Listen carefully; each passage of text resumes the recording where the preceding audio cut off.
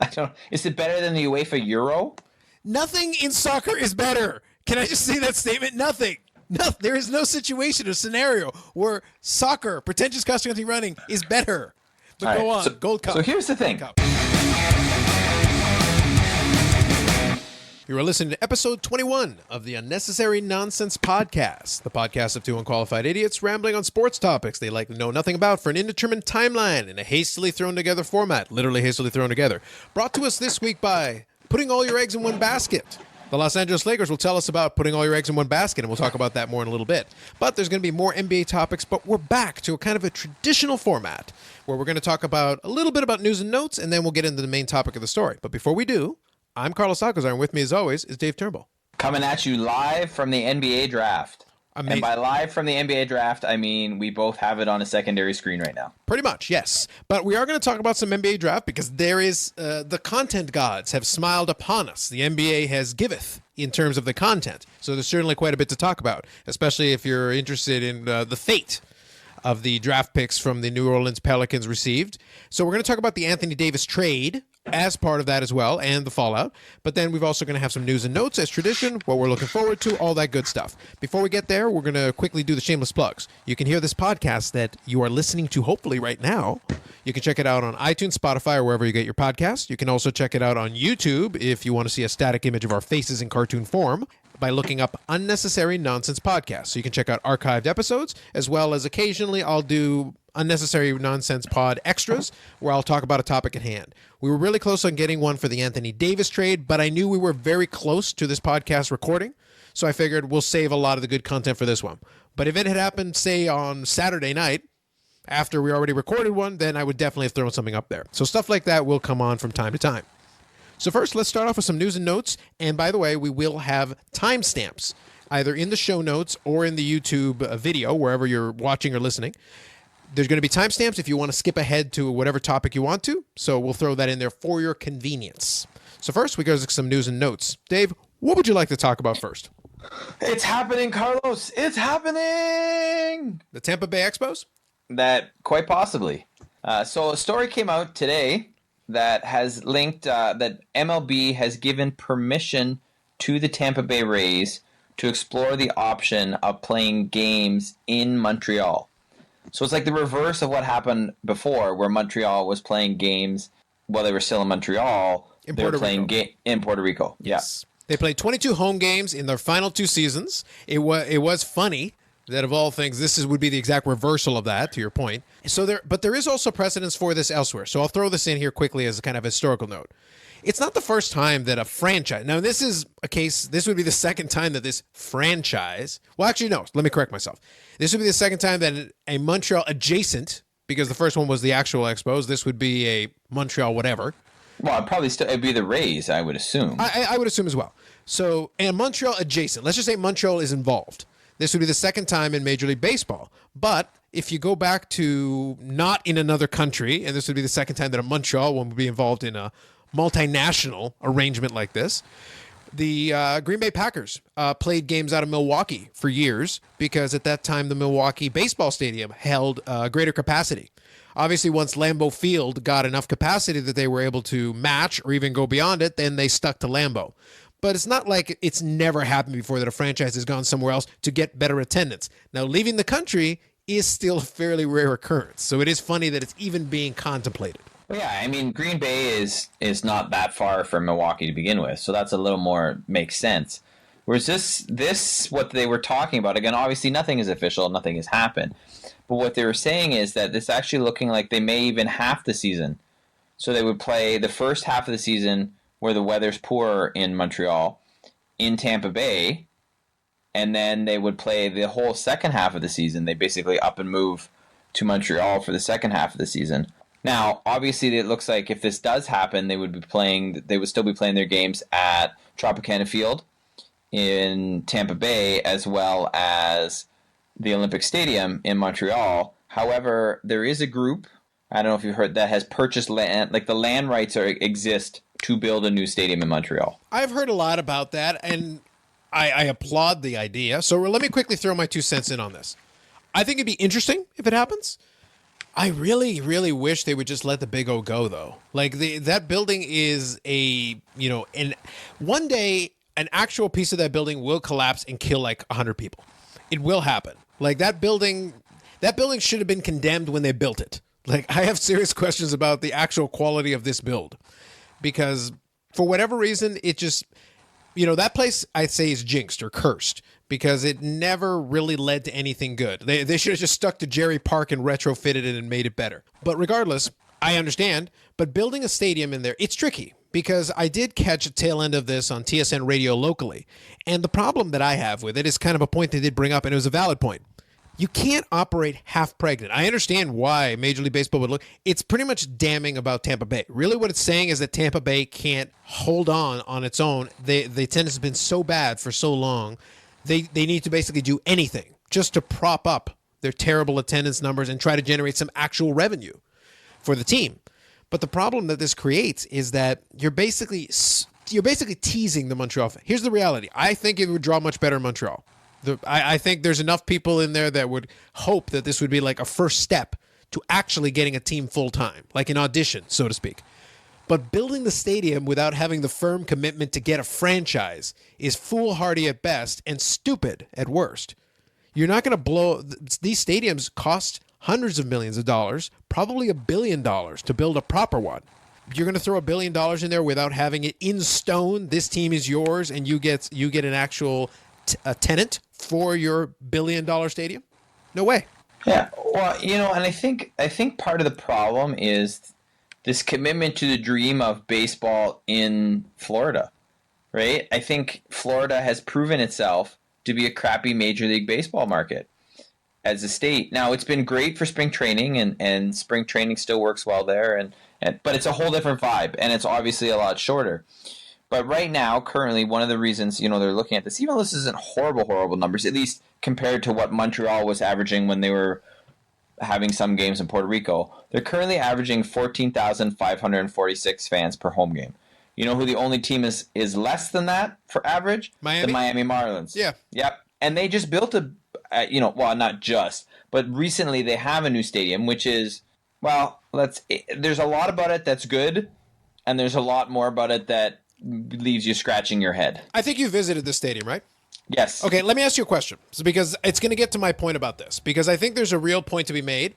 And of all people, Oaks brought this up, and it's completely valid. And he brought up the legitimate question. And I think it's a real question that needs to be asked. My opinion, and I've stated it before, I think Florida's a terrible sports state. I think there's very select things that there's interest in. I don't think the demographics necessarily work. You've got your snowbirds, you've got your old people. I don't know if they're interested in doing that. Now, this is an important question because of the proximity of these different arenas and venues. Is the Miami Stadium actually well located relative to Miami? Miami is a hard market to locate things in too, I feel. I agree. Because if you look at where everything else is, right? I think the football stadium's technically in what's called Hialeah. I could be wrong with that. Right. But it's outside of the core of Montreal. Montreal. Outside of the core of Miami, right? Don't get ahead of yourself. Stop trying to move the team immediately. I know.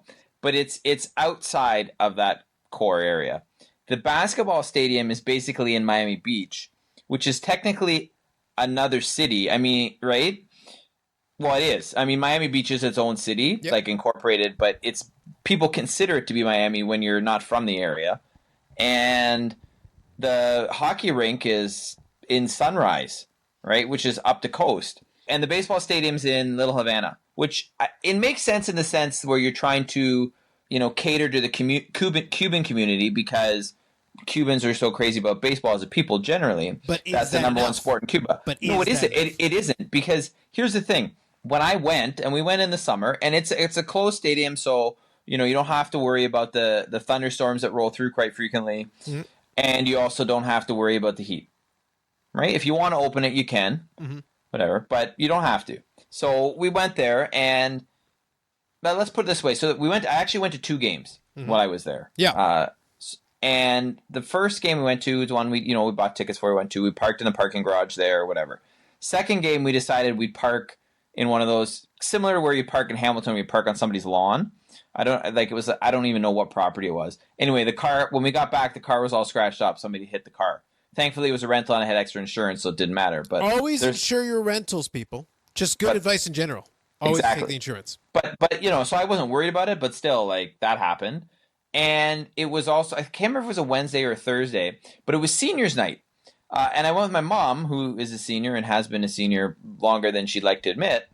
And she got in for free. It was seniors night. So the second night, she went in and said, "Hey, I'm a senior," and they just gave her a free ticket right at the gate. Mm-hmm. And then I went to the box office and I said, "Just give me a seat. Like, give me the cheapest ticket you can give me." And then I basically went and sat beside my mom. And nobody asked us to move because there was nobody there. Yeah. Well, and the thing is, in fairness, your mom was probably the biggest baseball fan in the state at that point. Like, as far as the senior demographic, she was probably it. Because the whole idea, I'm not making fun of the senior population in Florida. What I'm actually saying is, unless they're passionate about baseball in the first place, they're moved to Florida to live the life that they want to live in Florida. They want to have the warmer weather. They want to be near the beach, whatever the case is. Maybe they're in retirement or whatever. But there's a lifestyle. And the Miami thing is also, if you live in Miami and you're below the age of 60, you're probably seeking out a certain lifestyle. Well, here's the thing. I'm a baseball fan, hardcore from the get-go. But the reality is, the game does not suit itself to the modern sports landscape. Baseball is not an exciting sport. It is not a sexy sport. Even the biggest superstars in baseball do not match up to LeBron James. They do not match up to, Tom Brady, I guess. But you take your biggest... Oh, you went there, man. You went there. Yeah, I guess. Why, Carlos? Why? I guess. Listen, he cheated his way to at least 5 of the Super Bowls. So the point is, the man tries. The man tries. But the point is, and it's been weeks since I took a good unprovoked shot at Tom Brady. I was getting rusty. I needed my moment. But the point is that an NFL superstar, like a real NFL superstar, can be a global brand. They sticks out. In baseball, the consensus best player is Mike Trout. And Mike Trout's having a great season. What have you heard about it? Nothing. I've heard a little bit about it because I read baseball stuff. I'm on the baseball Instagrams. I'm on that. Yeah. So I can see it. But the point is, unless you're looking for it or you're really involved in it, you're not getting it. Or unless you follow the Angels. I'm seeking it out. So I'm a person I've had the MLB.TV so long that I had it back. Was watching streamed baseball games back when they used the real player, the real audio player. So if anyone wants to Google that, you can find out that they used to have like a real audio player and you could watch really, really crappy pixelated baseball streaming. I go back there. I was having it from that time. I'm pretty sure I've had MLB.TV for a decade. I had a grandfathered price for years. I probably still do to a certain degree. But the point is, you got to go deep. If you're really into the sport like that, that's deep. The amount of people that qualify for that are hanging out in Miami, probably not a lot. Even if you're trying to rely on the Cuban population, okay, you're hoping, you're crossing your fingers, like, guys, I don't think there's enough physical people who are that interested, who actually want to go out, and then the location suddenly becomes even more important. Even if you're not that hardcore, I'll go to a game, but it better be damn well convenient. It better basically be down the street. And the prices better be cheap. And it better be air conditioned. Unless you live in Little Havana, it's not. I mean, it's not too far from the highway, so it's got fairly easy access that way. But, I mean, if you're downtown... Public transport. Honestly, I'm not 100% sure, but it certainly didn't look like it was convenient public transport-wise. That could be. But the other thing is, if you're downtown, right? Like, if you're downtown Toronto, amongst a lot of other places, but like, let's say or Seattle even, or where, even LA, because there's a shuttle bus that runs from downtown LA to Dodger Stadium. It's not that far, but or Houston, like these parks, if you're downtown, it's like, hey, you know what? Why don't we go to a game? We just walk down. You're not doing that in Miami or Tampa Bay. And that's a problem, I think, because whatever else you've done, if you've got the casual audience that you're trying to get, and we're going to have to assume that a lot of the Florida audience is casual, you basically have to make it easy for them. You have to do everything short of drive them up to the stadium, walk them in, and point them to a seat. You might have to carry them to the seat because you have to do everything. That's part of the reason why I don't think that Florida is a good market. They've tried to make baseball work there, even World Series championships, even contending teams, even playoff teams. It doesn't matter. Like, it doesn't work. It's damning from Major League Baseball's perspective that they've reached a point with that team that they're like, all right, we're gonna shoot, take everything to the wall and see what sticks. We're just gonna throw stuff. And this is kind of a desperation move, really. Even considering it is a desperation move. Yeah. So it is interesting. If it does come to pass, it won't be for years. I did laugh, actually, because Oaks did ask a valid question of you, Dave. He said, oh, if that was to come to pass and they actually got the team, how quickly would you jump off the Dodger bandwagon to go to the Tampa, the Montreal Rays or, new Expos or whatever they call themselves? Can I give my answer? Of course you can. I said about 6.84 seconds. And I said, well, that's slower, but keep in mind, if it happens at the earliest, 2023, we'll be 40, so I don't think you're as spry and agile enough to jump off the bandwagon as fast as you did in your youth. Honestly, probably I will be excited, I'll be happy, and I'll follow the team more, but I don't think it's going to get me to jump off the Dodgers bandwagon. Wait until they sign PK Subban as ambassador. We'll see if you can beat that 6.84 seconds.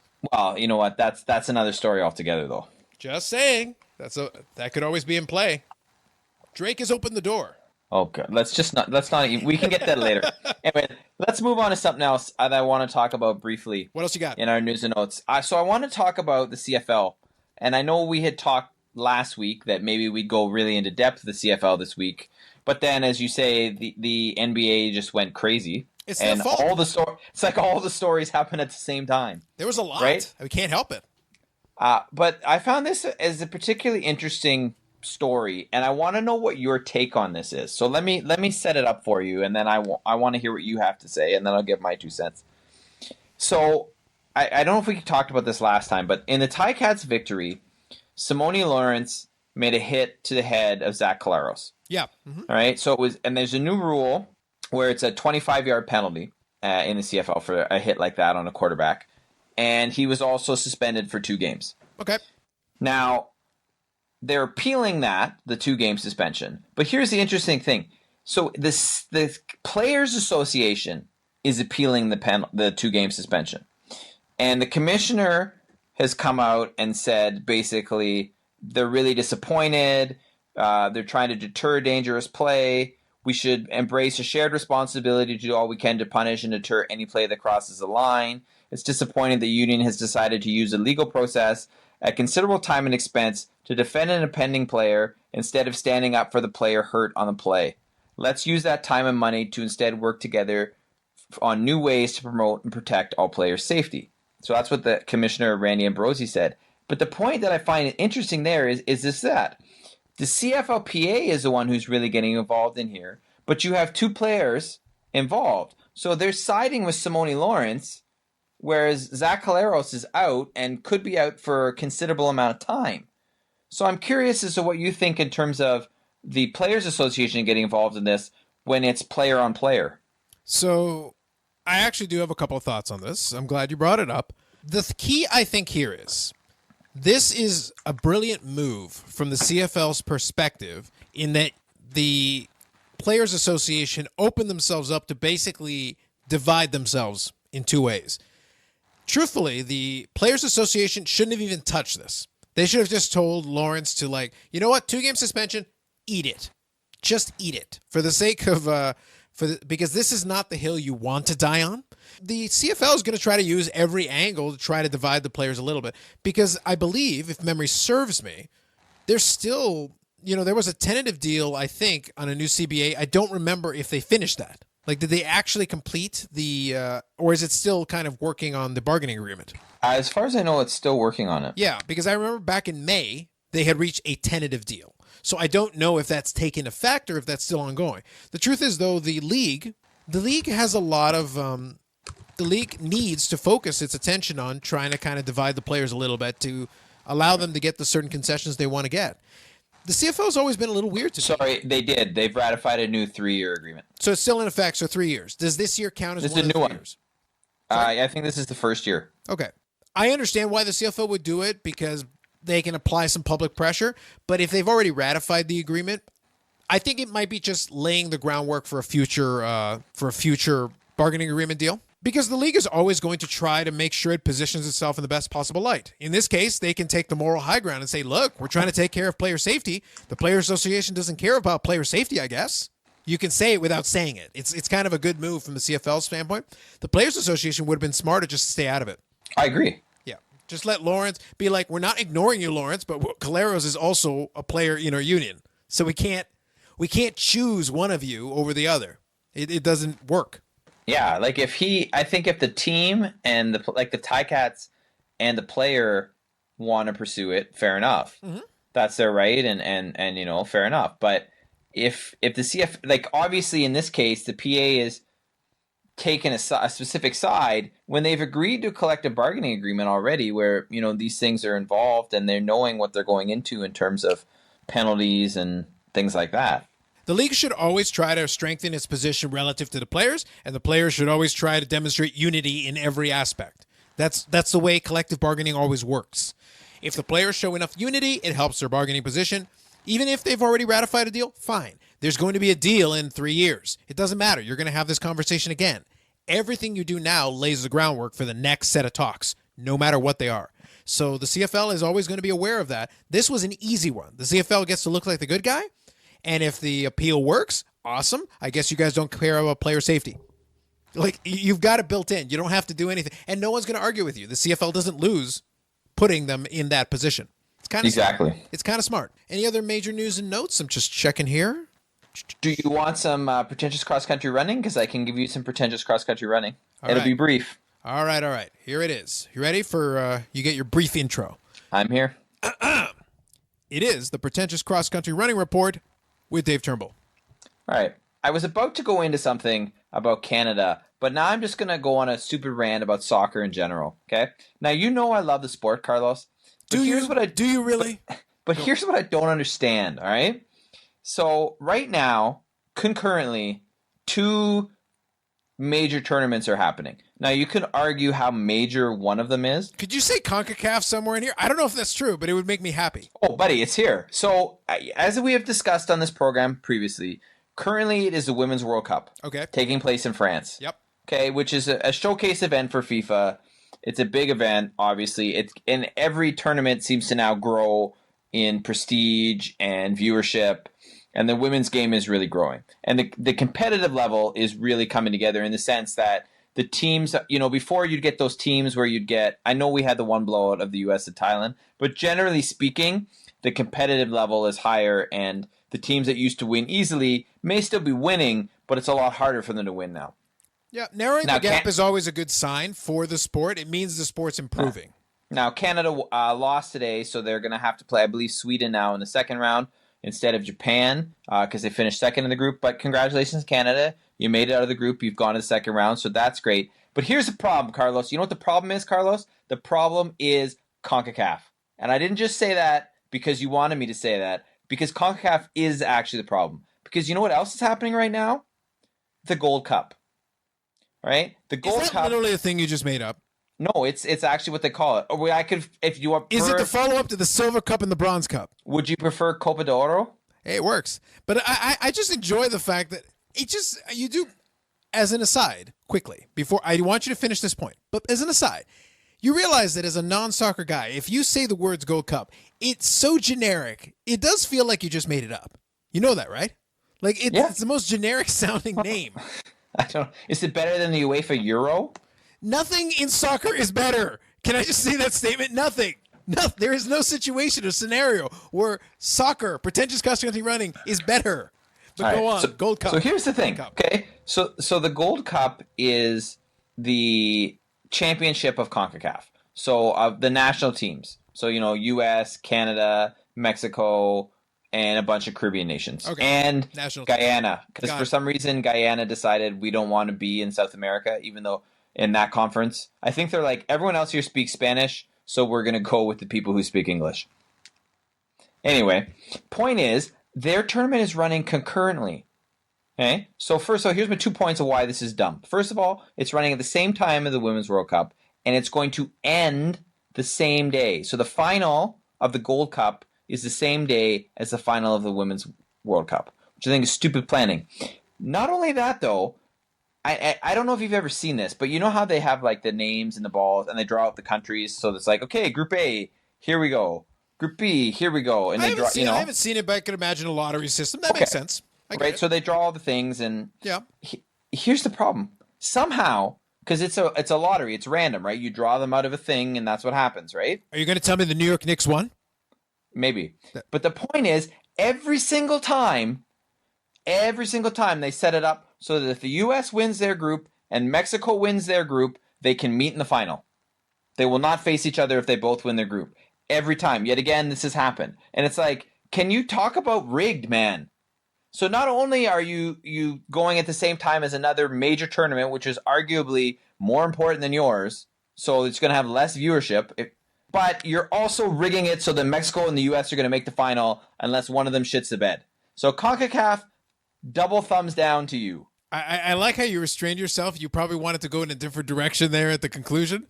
It is kind of funny that they try so hard, and it's fun watching you rant on a CONCACAF thing because it seems like they find a way to always do something wrong. I can't remember the last time CONCACAF did something right, to be honest with you. They're also, I could go into, I mean, I'll have another story another time, and I could go into the corruption. I'm not going to go there, but I'm just saying, like, it's like, how many different ways can you fuck something up or look like it's fixed? We do like some fixing. And speaking of fixing, we'll talk more about the CFL next week. Anyway. So that has been the Pretentious Cross-Country Running Report with Dave Turnbull. Well done. And I got an unprovoked shot at the CFL at the end. This was a good report for you. Great job. All right, you ready to do some main topic stuff? Let's move on to the NBA, buddy. All right, so quick question. Actually, before we do the real, because the main topic I think is multifaceted. There's multi-layers to this. Because the draft is its own thing, but it also plays into the Anthony Davis trade. And it also, so let me quickly make a point. Let's talk about the Kawhi thing first. Let's get that out of the way. And then we'll do the Anthony Davis trade and then play it into the draft because it all fair enough because it leads into the you can't talk about one without talking about the other. It smoothly transitions. But let's do the Kawhi Leonard thing first. So short version, I think if it was me in the clubhouse, I've already stated I think the King of the North campaign I think is genius. I think New Balance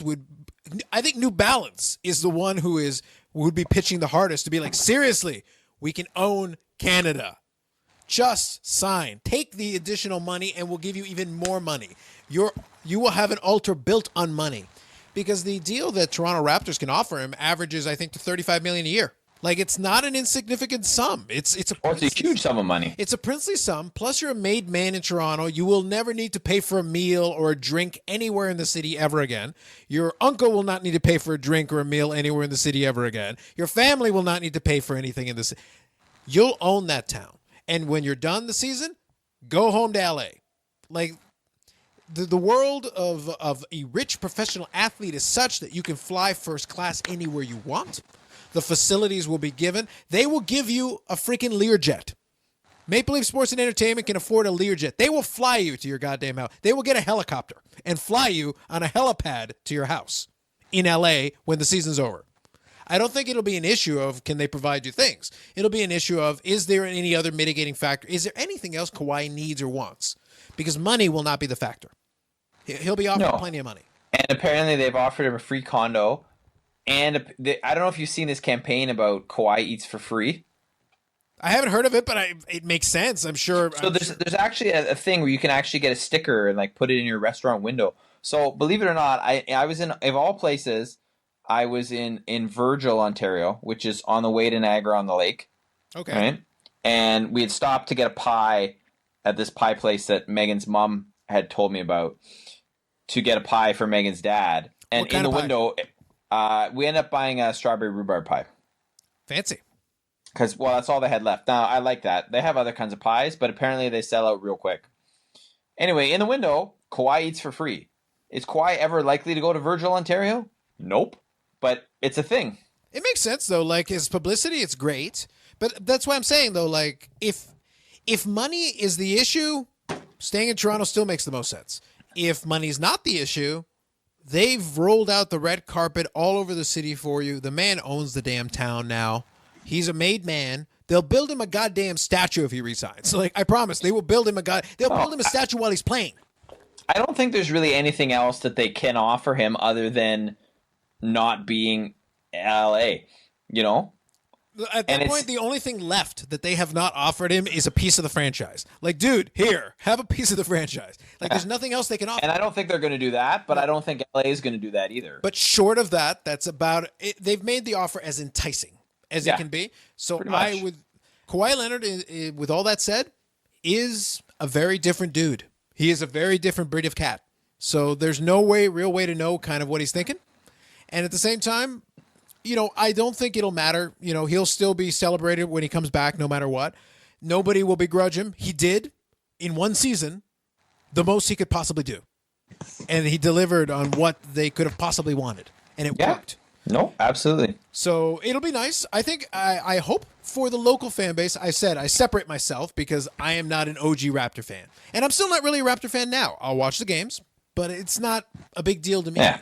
But I'm happy for the people that are the OG Raptor fans. This is their moment, so I'm glad for them. Yeah, and I would say just 2 points. So here's one thing. One thing, I'm sick and tired of people talking about the weather in Toronto. Okay?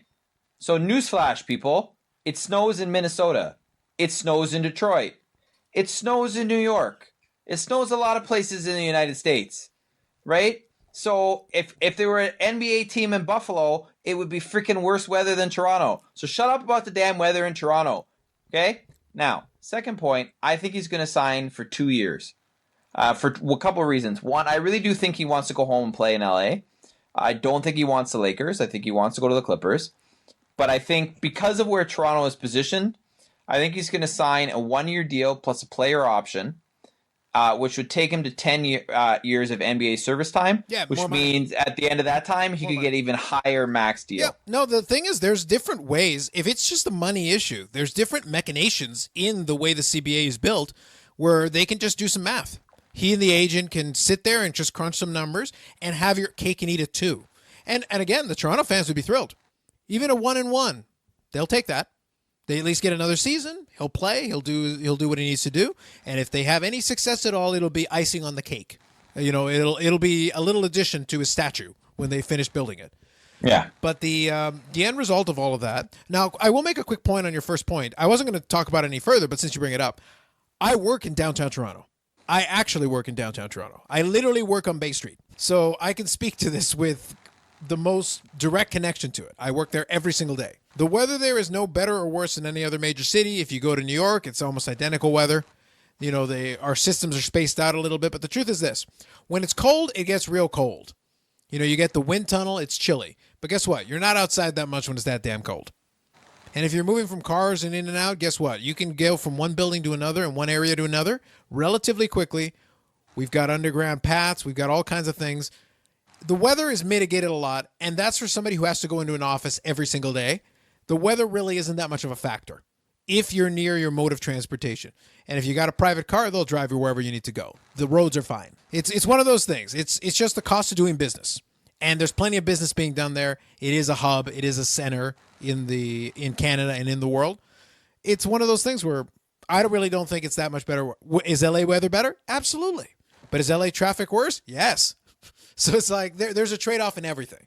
If you intend to go anywhere and travel inside of the city, traffic is always going to be a thing, but there are a few traffics worse than LA traffic. So it's not like it's that much of a difference. Unless you do get the helicopter, in which case it's all, never mind. Forget everything I said. But anyway, let's talk a little bit let's do the Anthony Davis trade here. Let's get to our main thing, man. So, all right. You want to recap the trade? Yeah. So the short version of it is that Anthony Davis was traded to the Los Angeles Lakers for everything that wasn't nailed down, basically. Pretty much. I can rather than tell you what they traded it for, because I don't have it in front of me, but you know what would be easier? Why don't I tell you what the Los Angeles Lakers have left on the roster? Let me tell you what's left, because this will be easier. This will be a shorter list. And it'll lead into my point about the where I think this trade falls. Mr. Turnbull, the Los Angeles Lakers, at the conclusion of this trade, officially, because it officially hasn't happened, again, a quirk of the NBA scheduling, but when it officially happens on July the 6th, the Los Angeles maybe or maybe not. Yeah, it may happen later. We'll get into that too. The Los Angeles Lakers will have on the roster the following players, and I'll also give you their salaries. So we got LeBron James, $37.4 million per season. Anthony Davis, $27 million per season. I can't read my own writing apparently. Wagner, $2 million per season.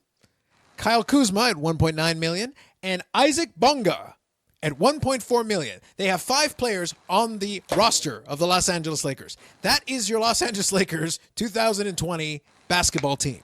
And they had a cap space of just under $24 million, depending on the machinations. So this is where those little details become important, because when Anthony Davis officially becomes a Los Angeles Laker, changes that cap number.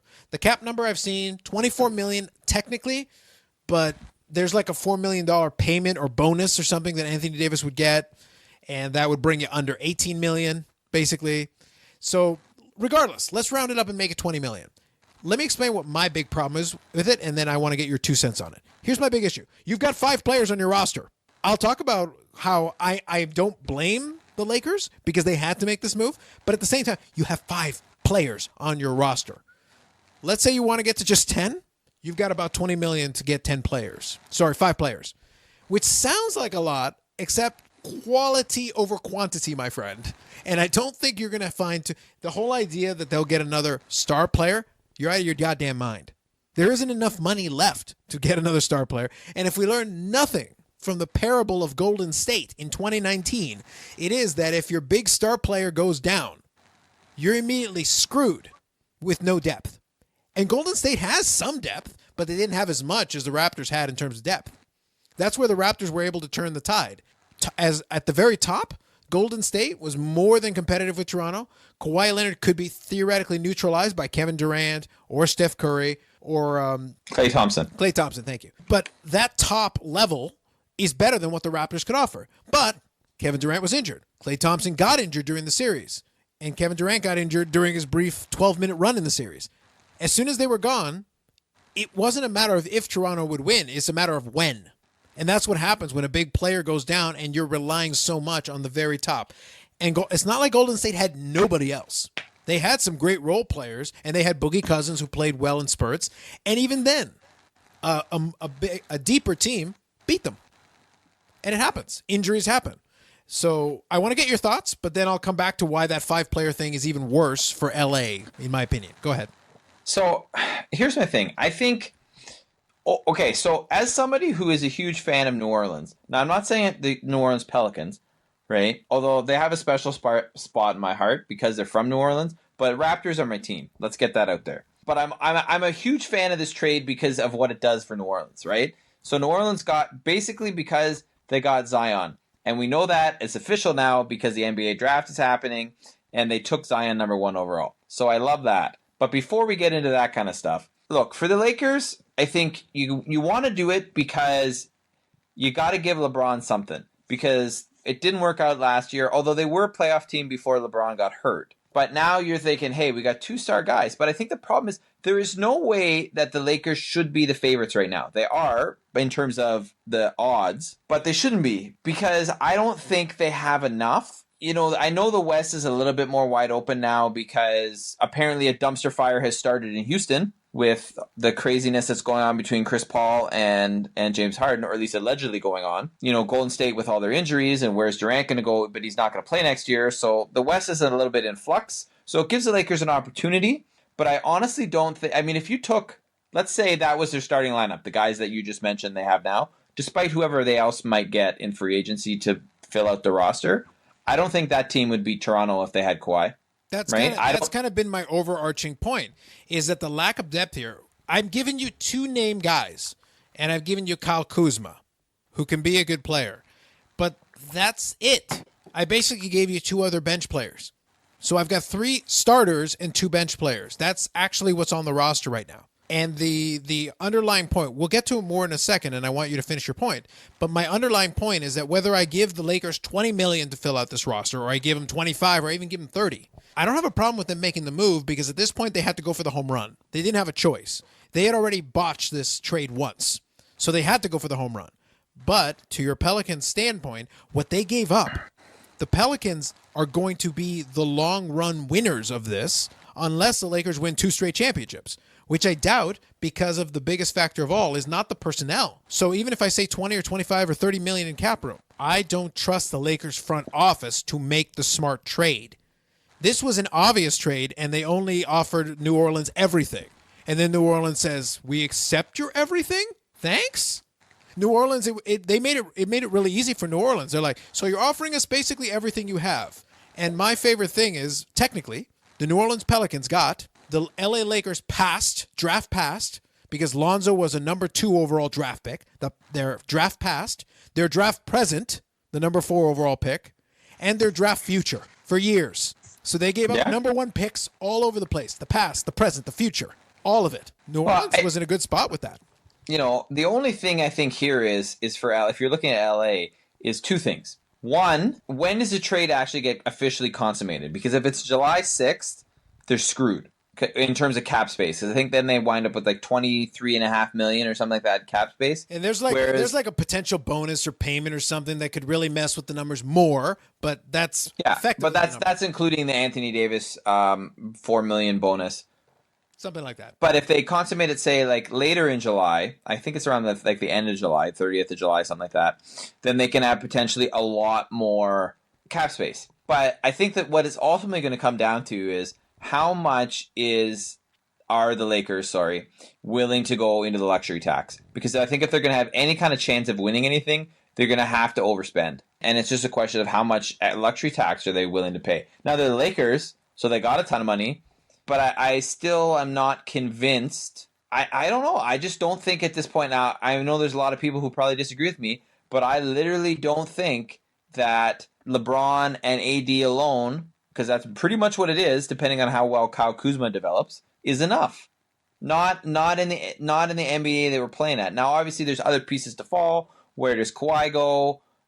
Where does Kyrie Irving go? Kemba Walker? Like these players, where do they end up? But you're taking a big gamble. I think they're going to be a playoff team, but I don't, it's not automatic. If LeBron gets hurt again, and AD hasn't played a full season in forever, so, there's a lot of things that flex here that you're also expecting a lot of things to go right and work in your way. And like you said, I don't have the confidence. You don't have the confidence. Who does have the confidence in Rob Pelinka to really get this right?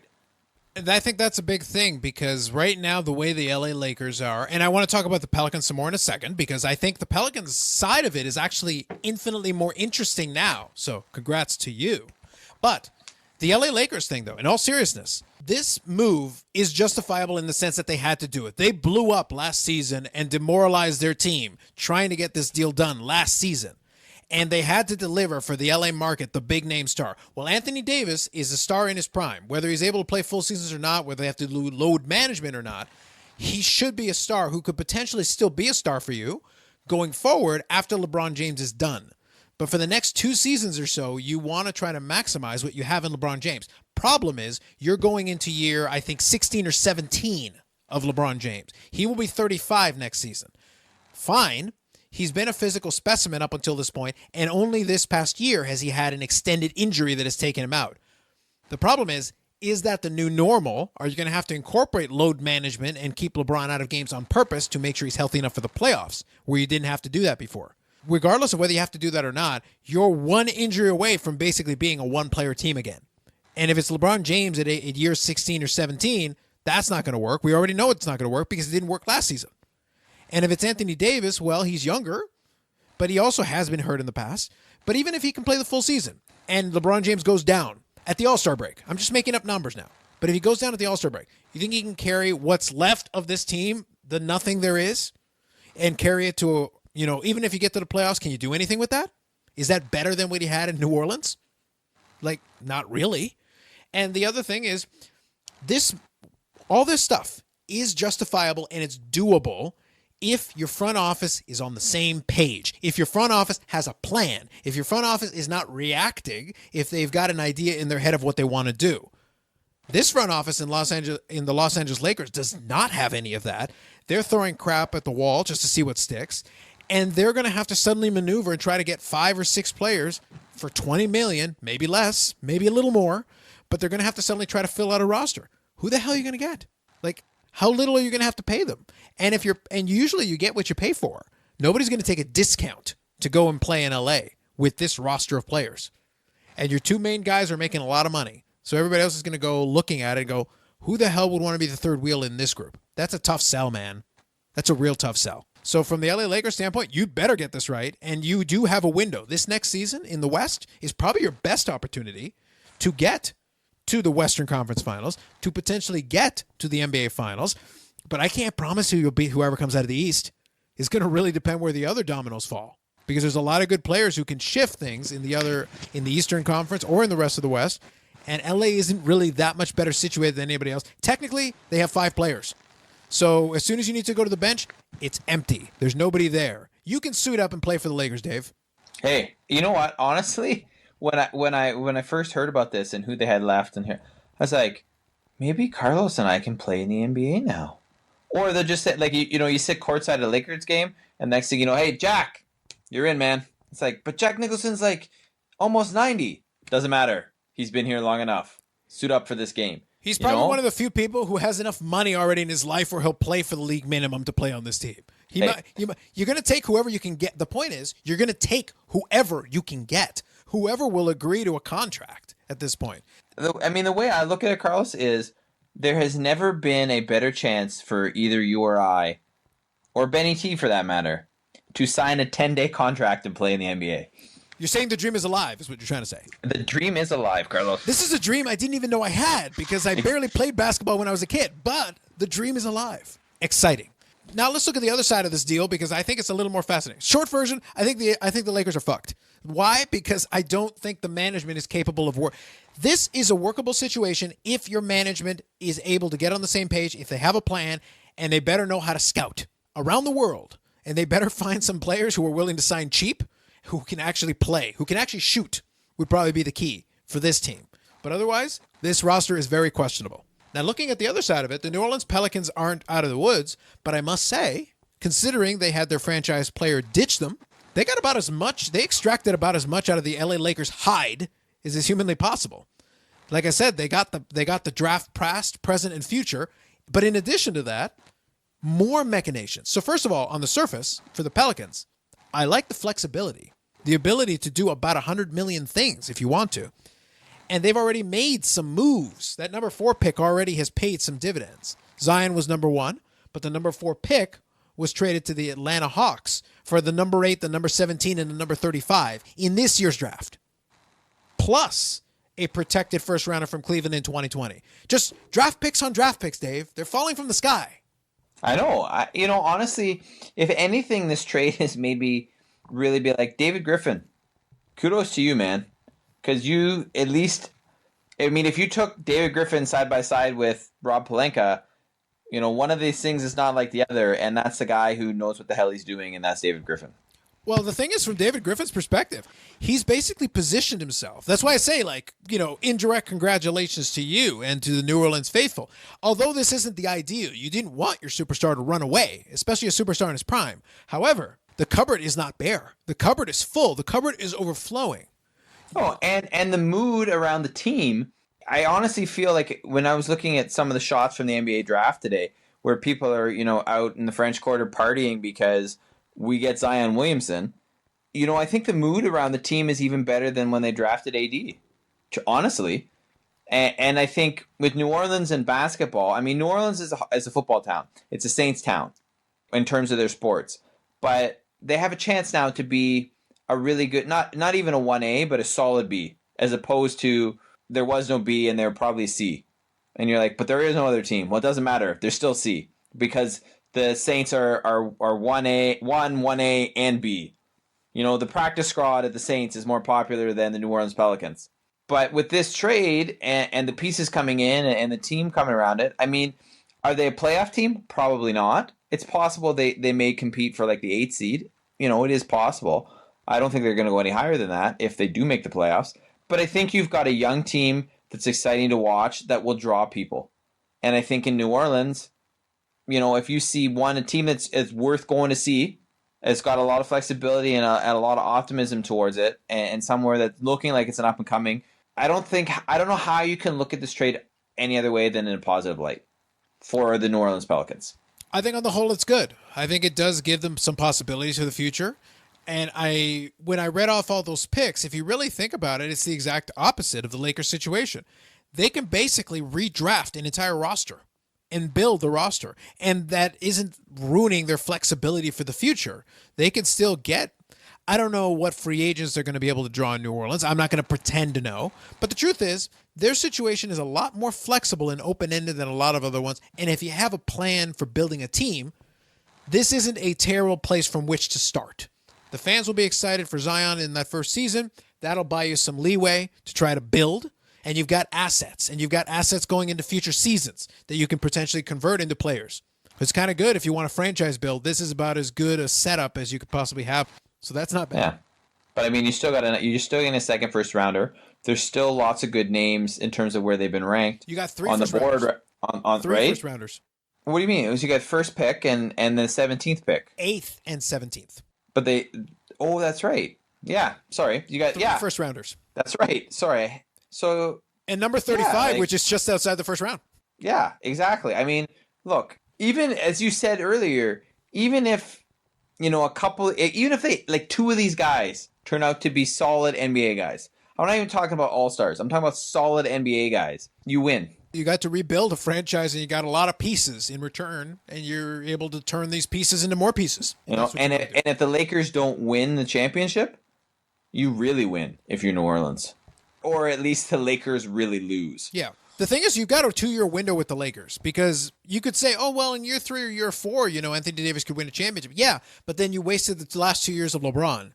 The whole point of doing this trade now and giving up everything was so that you could get LeBron an opportunity to win a championship with this, with this situation. If LeBron James retires or leaves to another team and Anthony Davis wins a championship without him, that's fine for Anthony Davis. But that's 3 years down the road, and you could have had Anthony Davis as a free agent anyway without giving up your entire franchise. So you're basically overpaid to not accomplish your goal in the first 2. You need something in the first 2 years to justify this trade having been executed. That's why this next few years with the Lakers is going to be fascinating. And this next year with the Lakers, this season upcoming in 2020, technically should be their window, even beyond the second year, because Golden State will be in a weakened state. This is when you want to capitalize on the West. So that, was kind of the main topic there. I will make a little side note. Congratulations to R.J. Barrett being drafted number 3 overall to the New York Knicks. Good luck to that and their KD sweepstakes. So maybe they could have an injured KD and have an empty chair. And also congratulations to, is it Nickeil Alexander-Walker? Yeah, I think that's how you pronounce it. Yeah, here's your guy. You're number 17. Well, he's another Canadian though. Yeah, no, it's and he was the one drafted 17th by the Brooklyn Nets, but that's a proposed trade to the Pelicans as well. So it's always good to see Canadian guys going and getting drafted high too.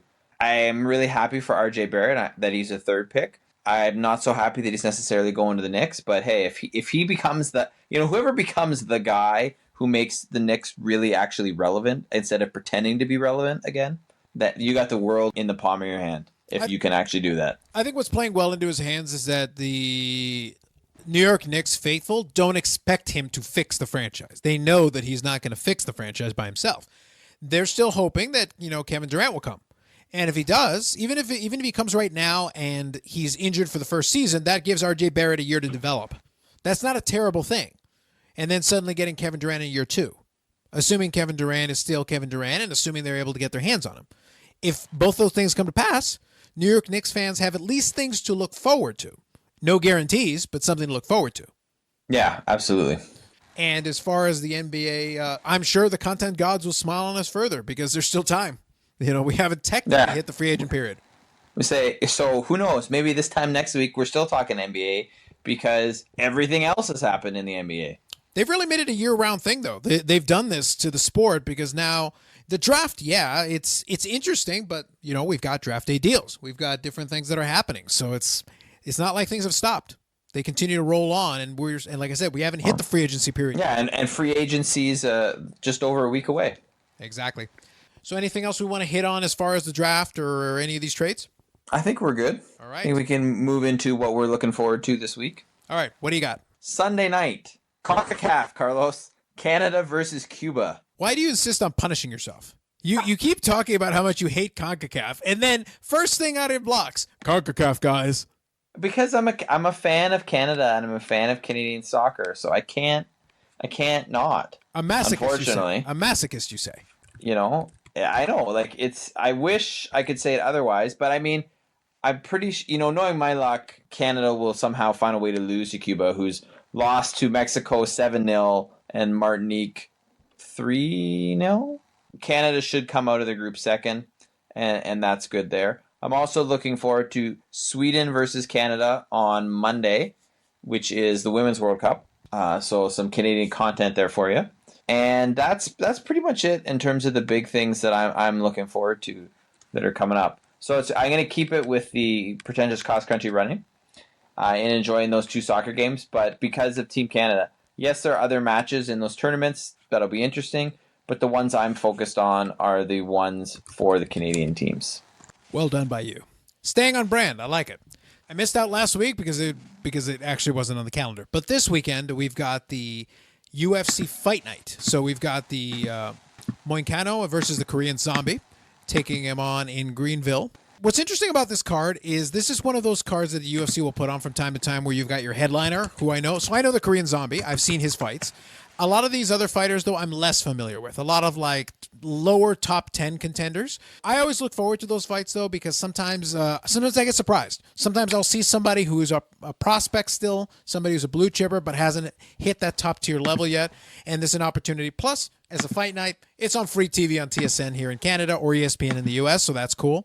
One other fight that is on the main card here, you've got Andrea KGB Lee, who came from Invicta, who I've seen fights from. She's good. She'll have a fight on the main card. Other than that, I'm just looking forward to checking out this fight card.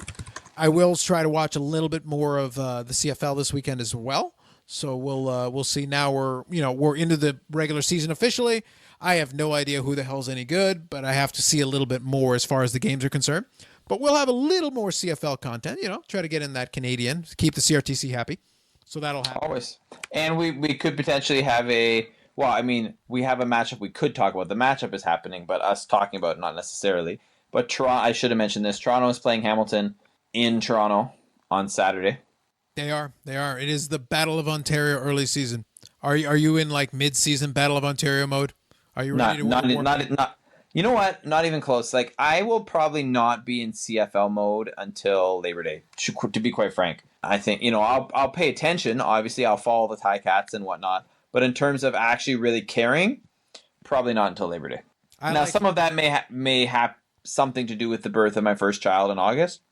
Just saying. But, that's where I am right now with the CFL. I'm following it, and if I'm not doing something else, I will watch. Because obviously I love the league, and I'll follow the storylines. But in terms of really, really caring, I'll see you in September. Well done. I think, like yourself, it's going to take a little while for me to warm up to this year's CFL season. I figure I'll be fully invested sometime also around Labor Day 2047. We'll get there. We will definitely get there, and that I should be just well invested into this season by then. I think that'll be good. Or when your first child, graduates from university. Right around then, I think we'll pretty much be nailing it. We'll be right there. Hey, the point is, it's going to happen eventually. Eventually, absolutely. That's something to hope for. That'll be it for us on this episode. Thank you very much for listening. Last shameless plugs before we go. Episode 21 of the Unnecessary Nonsense podcast. You can check that one out and all other episodes on iTunes, Spotify, wherever you get your podcast. You can also check it out on YouTube. Look up Unnecessary Nonsense podcast. You'll see previous episodes archived, as well as the occasional Unnecessary Pod Extra, where I'll opine on some topic if it moves me. So depending on what's happening in the world of sports, if it happens too far between different episodes. Otherwise, David and myself will talk to you again on the Unnecessary Nonsense podcast.